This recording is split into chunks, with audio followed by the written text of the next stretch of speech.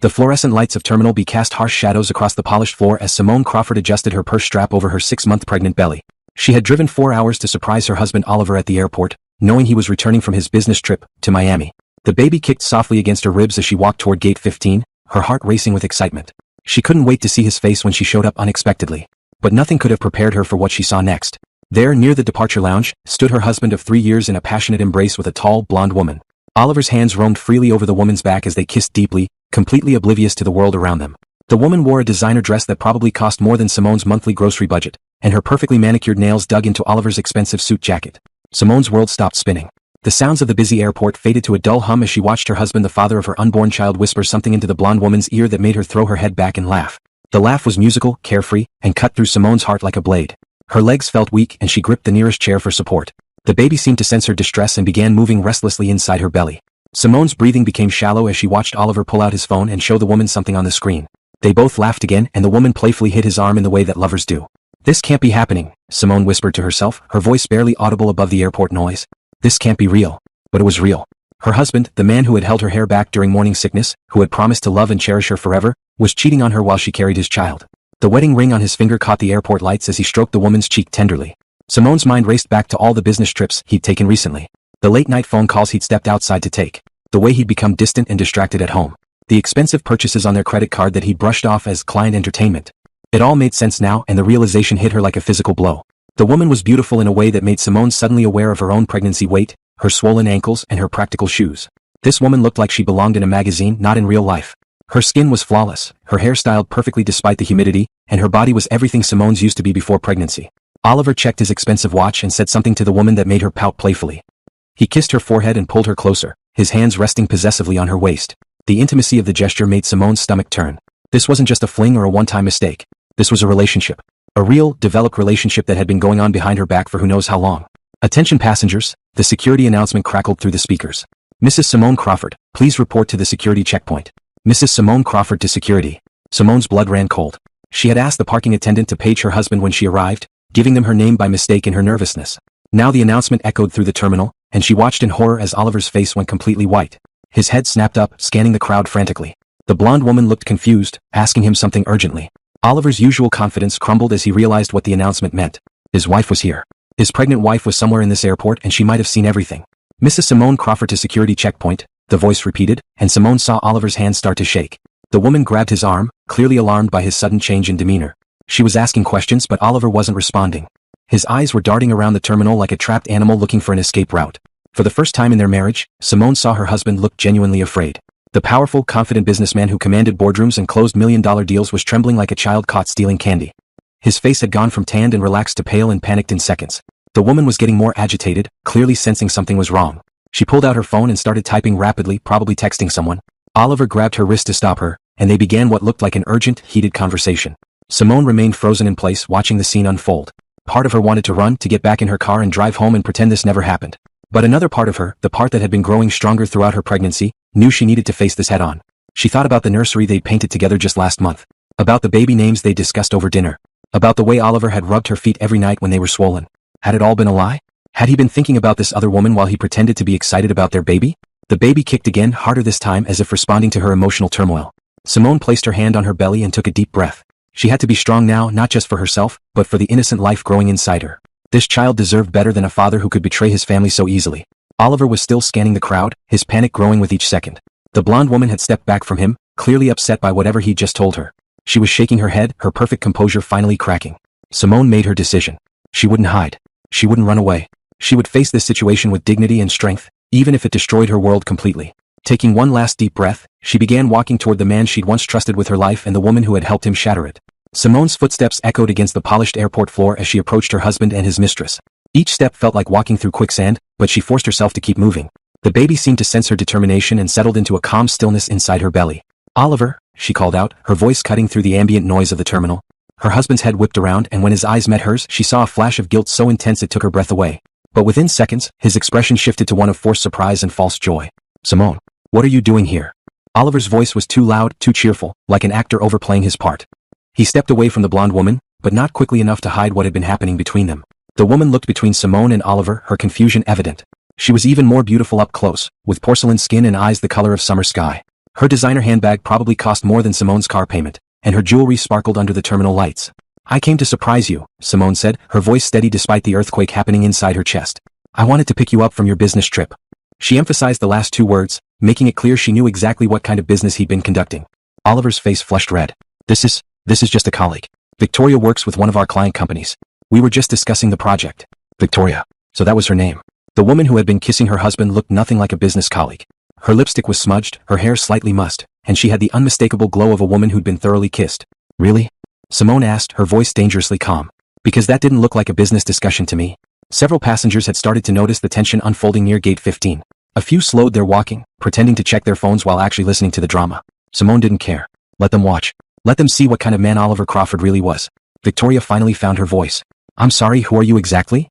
Her tone was haughty, entitled, as if Simone was interrupting something important. I'm his wife, Simone said, placing her hand on her pregnant belly, and the mother of his child.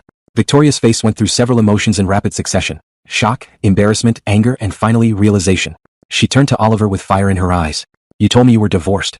You said the papers were final. I can explain, Oliver started, but Victoria cut him off. You're married? And she's pregnant? Victoria's voice was rising, drawing more attention from nearby passengers. You lying piece of... Victoria, please, Oliver interrupted, glancing nervously at the growing audience. Let's discuss this privately. But Simone had heard enough. No, Oliver. Let's discuss this right here, right now. How long has this been going on? Oliver's eyes darted between his wife and his mistress, clearly trying to figure out how to minimize the damage. Simone, you're pregnant. You shouldn't be stressed. Let's go home and talk about this calmly. Don't you dare use my pregnancy to manipulate me, Simone snapped, her voice carrying across the terminal. Answer my question. How long? The crowd around them had grown larger. Some people were openly staring now, while others pretended to be busy with their luggage while clearly listening to every word. Airport security was starting to take notice too, with two guards beginning to walk in their direction. Victoria was still glaring at Oliver. 6 months, she said finally. We've been together for 6 months. He told me he was getting divorced, that you were basically separated already. Simone's heart stopped. 6 months. That meant Oliver had been cheating on her since the beginning of her pregnancy. While she was dealing with morning sickness and exhaustion, he was romancing another woman. While she was excited about their first ultrasound, he was lying to both of them. 6 months, Simone repeated, the words tasting bitter in her mouth.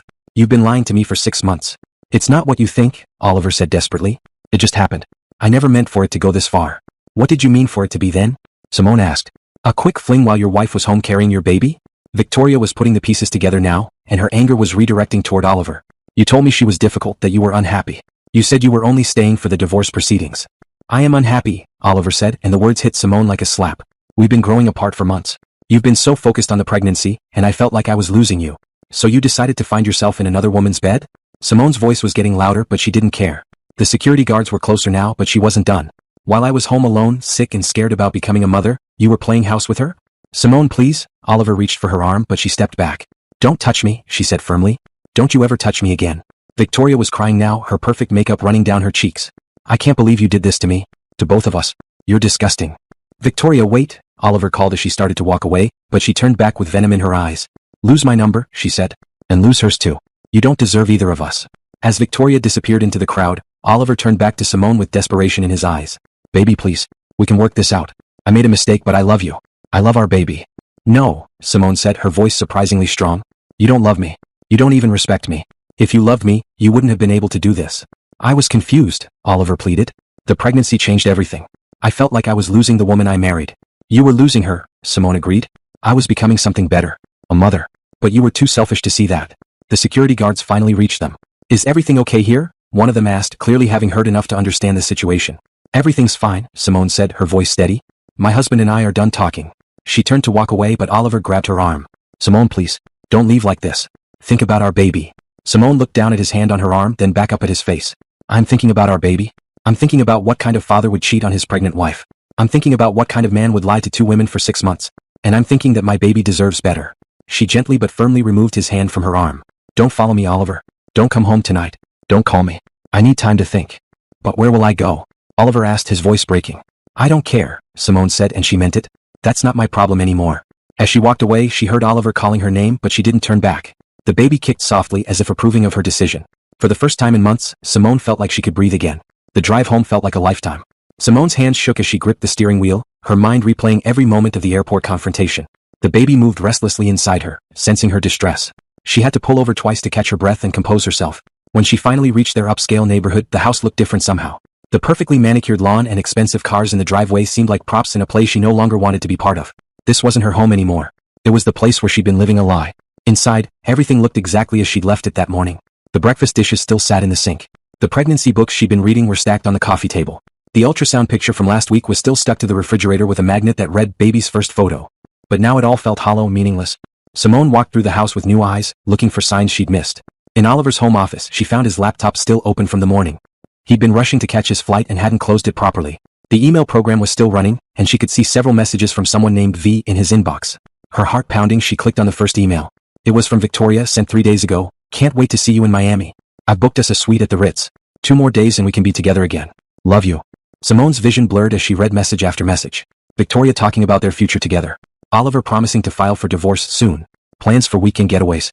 Intimate photos that made Simone's stomach turn. The emails went back months, confirming what Victoria had said at the airport. But there was more. Oliver had been lying about his business trips too. The receipts in his email showed luxury hotels for 2 people, expensive restaurants, jewelry purchases that had never made it home to Simone. He'd been living a completely different life, funded by their joint bank account. Simone opened their banking app on her phone and nearly collapsed. Thousands of dollars were missing from their savings account. Money they'd been saving for the baby's college fund, for a bigger house, for their future together. Oliver had been spending it on his mistress while telling Simone they needed to be more careful with money. The credit card statements were even worse. Designer clothes, expensive hotels, jewelry from stores Simone had never heard of. Oliver had been funding an entire relationship while she'd been clipping coupons and buying generic brands to save money for the baby. As she dug deeper into his computer, more lies unraveled. Oliver had been telling Victoria that Simone was mentally unstable, that she was making up the pregnancy to trap him. He'd shown Victoria photos of their house, promising that after the divorce, they could live there together. He'd even discussed selling the nursery furniture because it wouldn't be needed anymore. Simone ran to the bathroom and threw up, her body rejecting the horrible truth she'd uncovered. When she was done, she sat on the bathroom floor and cried until she had no tears left. The baby kicked gently as if trying to comfort her. Her phone buzzed with a text from Oliver. Please call me. I'm at the Marriott downtown. We need to talk. She deleted the message without responding and turned off her phone. She couldn't deal with his lies and manipulation right now. She needed to think clearly to figure out what to do next. Back in the office, she found more disturbing information. Oliver had been researching divorce lawyers, but not for the reasons he told Victoria. He'd been looking for ways to minimize his financial responsibility, to hide assets, to get out of paying child support. There were printed articles about men who'd successfully avoided paying alimony to pregnant wives. The man she'd married, the man she trusted with her heart and her future, was a stranger. He'd been planning to abandon her and their baby while maintaining his affair with Victoria. He'd been stealing their money to fund his double life while she'd been home alone, dealing with the physical and emotional challenges of pregnancy. Simone found a folder marked insurance in Oliver's desk drawer. Inside were life insurance policies she'd never seen before. Oliver had recently increased his coverage and changed the beneficiary from Simone to his mother. If something happened to him, Simone and the baby would get nothing. There were also legal documents about the house. Oliver had been consulting with lawyers about removing Simone's name from the deed. He'd been planning to leave her pregnant and homeless while he started a new life with Victoria. The more she discovered, the more she realized how calculated and cruel Oliver's betrayal had been. This wasn't a moment of weakness or a mistake. This was a deliberate plan to destroy her life while protecting himself. Her phone rang. It was her sister Rachel calling from California. Simone almost didn't answer, but she needed to hear a friendly voice. Hey, how are you feeling? Rachel asked cheerfully. Is the baby kicking a lot today? Simone broke down again, telling Rachel everything through tears. Her sister listened without interrupting, occasionally making sounds of shock and disgust. Oh honey, Rachel said when Simone finished. I'm so sorry. What are you going to do? I don't know, Simone admitted. I can't even think straight right now. Can you come stay with me for a while? You shouldn't be alone right now. I can't run away, Simone said, surprising herself with her resolve. This is my home too.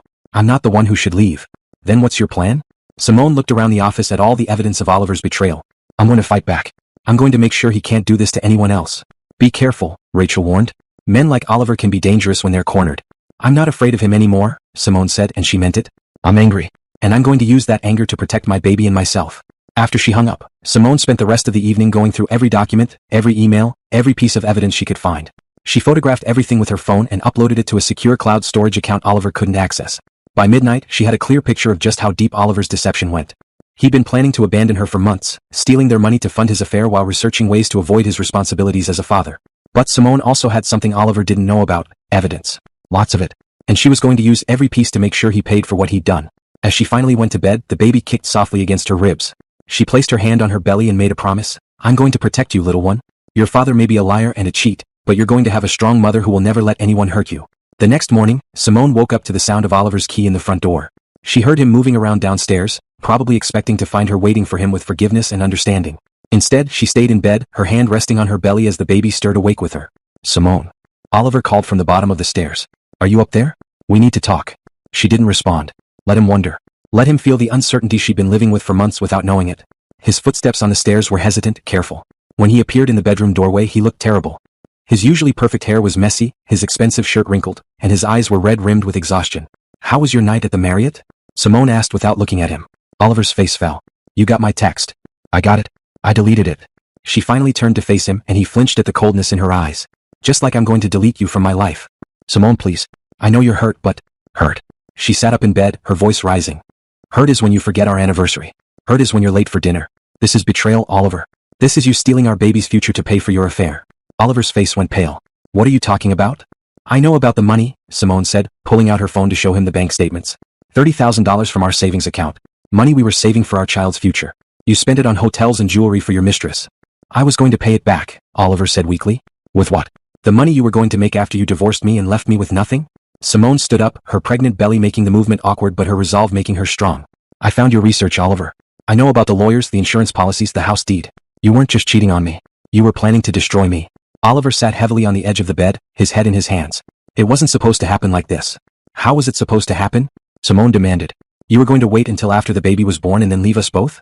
Or were you hoping I'd lose the baby so you could run off with Victoria guilt-free? Don't say that. Oliver looked up, his eyes flashing with anger. I would never want anything to happen to our baby. Our baby? Simone laughed bitterly. You told Victoria I was making up the pregnancy to trap you. You researched ways to avoid paying child support. You changed your life insurance so that if you died, your own child would get nothing. Tell me again how much you care about our baby. Oliver's shoulders sagged in defeat. I was confused. I didn't know what I wanted. You knew exactly what you wanted, Simone said, walking to the closet and pulling out a suitcase. You wanted to have your cake and eat it too. You wanted to keep me at home, pregnant and dependent, while you played house with your girlfriend. What are you doing? Oliver asked, watching her pack clothes into the suitcase. I'm leaving, Simone said matter-of-factly. I'm going to stay with my sister until I figure out what to do next. You can't leave, Oliver said, standing up. This is your home. Our home. No, Simone said, continuing to pack. This is the house where you planned to betray me and abandon our child. I can't live here anymore. Simone, please. I know I made mistakes, but we can work through this. I'll do anything to make it right. She stopped packing and turned to face him. Anything? Yes, Oliver said eagerly. Anything. Give me back the $30,000 you stole from our savings account. Oliver's face fell. I don't have it. I spent it. Then get it back from Victoria. I'm sure she has some of the jewelry you bought her. I can't do that, Oliver said. She's not speaking to me anymore. Then get a loan. Sell your car. Do whatever you have to do, but get me that money back. I can't, Oliver said quietly. I'm already in debt. The company is going through a rough patch and I've been using credit cards to cover our expenses. Simone stared at him. What are you saying? I'm saying we don't have any money, Oliver admitted. I've been borrowing against our credit cards to pay the mortgage. I lost a big client last month and my commission is way down. So you decided to spend money we don't have on your mistress? Simone's voice was dangerously calm. I thought things would turn around, Oliver said desperately. I thought if I could just get through this rough patch I could pay everything back and no one would ever know. But instead you got caught, Simone said. And now we're broke and I'm pregnant, and you've destroyed our marriage for a woman who won't even talk to you anymore. Oliver started crying and Simone felt nothing but disgust. Please don't leave me, he sobbed. I know I messed up, but I love you. I love our baby. I'll do anything to make this right. You should have thought about that before you started lying to me, Simone said, closing the suitcase. You should have thought about that before you stole our money. You should have thought about that before you planned to leave me homeless and pregnant. I never would have actually done it, Oliver said. I was just exploring my options. Your options. Simone picked up her purse and headed for the door. Let me tell you about your options now. You can either agree to give me everything I want in the divorce, or I can take all the evidence I found and make sure everyone knows exactly what kind of man you really are.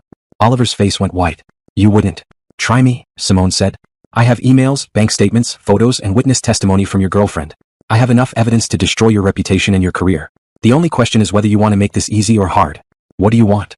Oliver asked, his voice barely a whisper. I want the house. I want full custody of our baby. I want you to pay child support and alimony. And I want you to stay away from me and our child unless I say otherwise.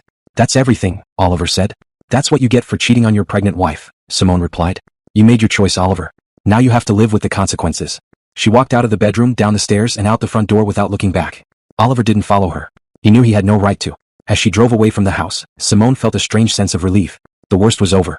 She confronted the truth, made her decision, and taken the first step toward building a new life for herself and her baby. The road ahead would be difficult, but she was strong enough to handle it. She had to be. Her baby was depending on her. 3 weeks later, Simone sat in the office of Patricia Mills, the best divorce lawyer in the city. The walls were lined with law books and certificates, and Patricia's desk was covered with files and legal documents. At 55, Patricia had silver hair and sharp eyes that missed nothing. I have to say, Mrs. Crawford, you've done excellent work documenting your husband's behavior, Patricia said, reviewing the evidence Simone had gathered. Most clients come to me with suspicions and hurt feelings. You've come with proof. I want to make sure he can't hurt anyone else, Simone said, her hand resting on her now 7-month pregnant belly. And I want to protect my baby's future. We can definitely do that, Patricia assured her. But I want to dig deeper. Men like your husband don't usually limit their deception to just affairs. If he's been lying to you about one thing, he's probably lying about others. Patricia recommended a private investigator named James Turner. He was a former police detective who specialized in financial crimes and infidelity cases. When Simone met him the next day, she was impressed by his quiet confidence and attention to detail. I've been doing this for 20 years, James told her as they sat in his modest office. Men like your husband follow patterns. They think they're smart, but they usually leave trails everywhere. Within a week, James had uncovered information that made Simone's stomach turn. Oliver hadn't just been cheating with Victoria. There had been at least 3 other women over the past 2 years, all of whom he'd met through work or social events. He has a type, James explained, showing Simone photos and documentation. Young, ambitious, usually new to the city. He tells them all the same story about being unhappily married and planning to divorce soon. But the financial investigation was even more disturbing. Oliver had been hiding money for months, transferring funds to secret accounts and making investments in his name only. He'd also been lying about his income, claiming to make less than he actually did so he could justify his spending. He's been planning this for a long time, James said. This wasn't a sudden decision. He's been systematically preparing to leave you while making sure he kept as much money as possible. Simone felt sick. How long? Based on the financial patterns, I'd say at least a year. Maybe longer. The betrayal felt even deeper now. While she'd been excited about starting a family, Oliver had been planning to abandon her. While she'd been picking out baby clothes and preparing the nursery, he'd been hiding assets and researching divorce strategies. But James had more news. I also found some irregularities in his business dealings. It looks like he might be involved in some questionable practices at his company. Oliver worked for a high-end investment firm that managed money for wealthy clients. James had discovered that Oliver had been moving client funds around in ways that might not be legal. I'm not a financial expert, James said, but this looks like he might be using client money for his own purposes. That's a serious federal crime. Simone's mind raced. If Oliver was committing crimes at work, he could go to prison. That would solve her custody concerns, but it would also mean her baby would grow up with a father who was a criminal.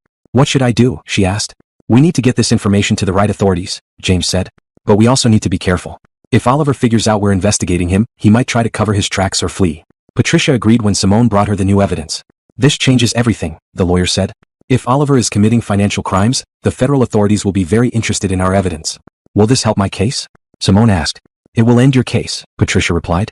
If Oliver goes to prison, you'll get everything you want by default. But are you prepared for that? Simone thought about her unborn baby. Did she want her child to grow up knowing their father was a criminal? But then she thought about Victoria and all the other women Oliver had deceived.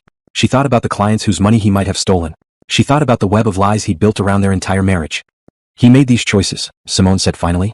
I'm not going to protect him from the consequences just because he's my baby's father. Patricia nodded approvingly. Then we move forward. But we need to be smart about this. We'll coordinate with the federal investigators to make sure we don't interfere with their case. 2 days later, Simone found herself in a sterile conference room at the FBI field office, telling her story to Agent Sarah Chin. The agent was around Simone's age, with kind eyes and a professional demeanor that put Simone at ease. We've been watching Oliver's firm for several months, Agent Chin explained. We suspected something was wrong, but we didn't have enough evidence to move forward. Your information could be exactly what we need. What happens now? Simone asked. We'll need you to continue acting normally while we investigate further. Don't let Oliver know you're suspicious about his business activities. Can you do that? Simone nodded. She'd been pretending everything was fine for weeks while she gathered evidence. She could keep it up a little longer. We'll also need you to be prepared to testify if this goes to trial, Agent Chin continued.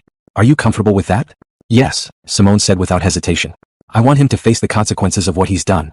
Agent Chin smiled. Good. We'll be in touch soon.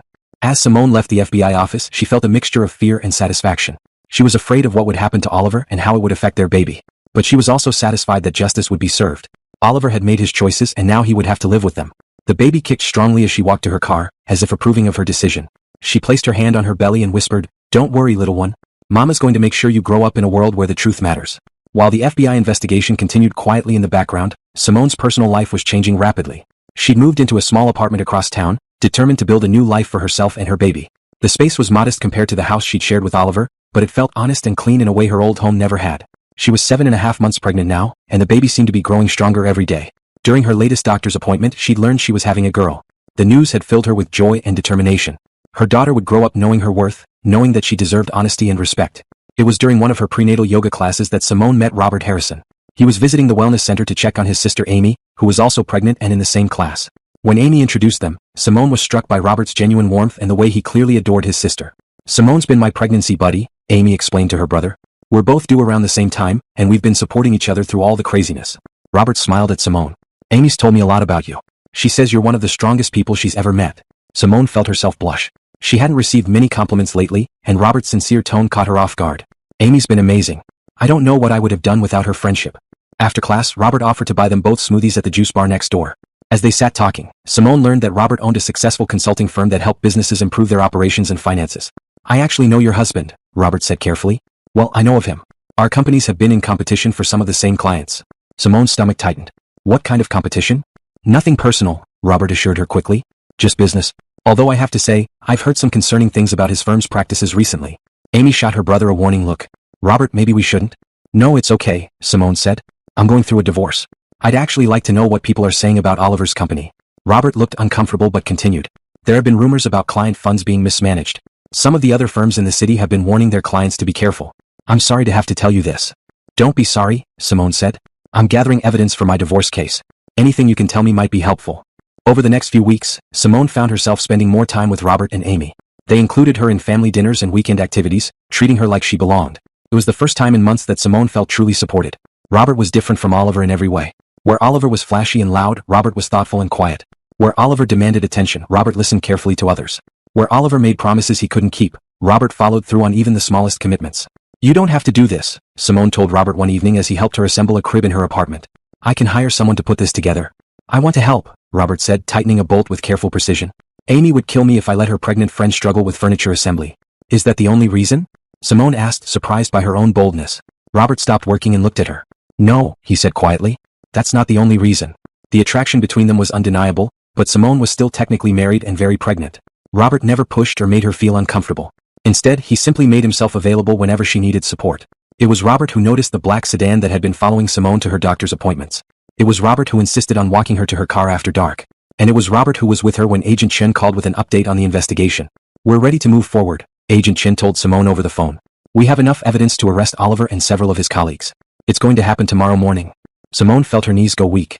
Robert immediately moved to support her, guiding her to a chair and bringing her a glass of water. Are you okay? He asked softly.